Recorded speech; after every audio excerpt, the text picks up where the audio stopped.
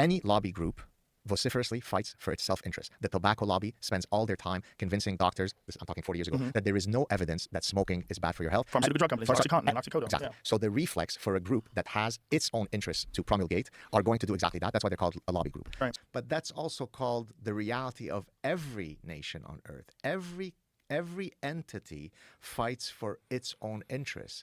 So if you are a universalist and you want the Iranian people to maximally flourish, forget about Israel. Don't even mention the word Israel. Do you not want these 90 million people called Iranians who have a deeply rich historical, heritage to flourish? So now if I am a typical Iraqi who's going about my business, I really would like to not live under Saddam Hussein's thumb, and I probably don't want to live under ISIS thumb. In an ideal world, I could live with complete dignity and liberty and so on. The Americans, with all of their miscalculations, maybe naively thought that we'll come in and then kumbaya, we will create a new democracy in Iraq. They completely miscalculated. So maybe we could celebrate that if all this goes well, 90 million people are going to be freed. And I could say that statement without ever invoking Israel.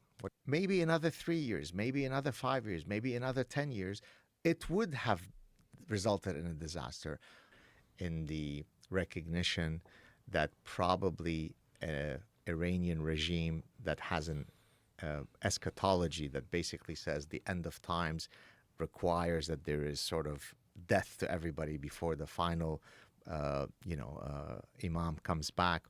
You remember the old butterfly effect, right? There's a butterfly flaps its wings in the Amazon, and then how that reverberates into a cyclone somewhere else, right? Let's suppose that the night before an eventual dictator that was going to become a dictator, his parents felt particularly amorous that night. And what made them amorous to then eventually conceive that guy who became a dictator who killed 3 million people is that they played Barry White music. It is absolutely true that we can lay the blame, some blame, of that dictator eventually killing 3 million people. Do you agree that anti-Israel sentiment has ramped up since the response to October 7th? Absolutely. You may not like what I'm about to say. I think most of the anti-Israel sentiments, ultimately, if you scratch enough the onion and peel enough the stuff, is rooted in Jew hatred. Really? I do. The guy that's about to string me up because I looked at a girl wrong and he's going to cut off my penis and my arms because I touched a girl. I really can't blame ISIS because really it's American foreign policy that intervened in Iraq. That's not how people navigate through their... How'd you get to that? Meaning, the guy get his penis chopped off, his arm chopped off? How'd you get there? But you know how under Sharia law there are very strict rules about that govern the dynamics between men and women, right? So I was just being hyperbolic, but let's say whatever the punishment, you stole a loaf of bread, under Sharia law we cut off your hand, right? So let's say you're a 12-year-old kid who just stole a loaf of bread from the souk and the ISIS commanders have caught you. And they're about to institute Sharia law by cutting off your hand. It's a Jewish majority country, but it's a place where everybody has equal rights. So there is an endemic feature of Islamic societies that renders the Jew as the ultimate shaitan, the ultimate devil. He's demonic, right? It's everywhere. It dictates every interaction. I'm a glutton that likes to eat well, and shrimps and some pork tastes really good. So I'm just going to ignore those parts.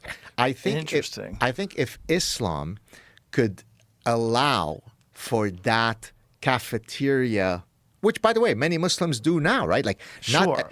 I have friends that are Muslims that exactly. do that. Yeah. Hundreds of millions of Muslims want to cause zero harm to Jews. Right. So the problem is radical Islamism, like we were talking about before. It's so you not kind of radical.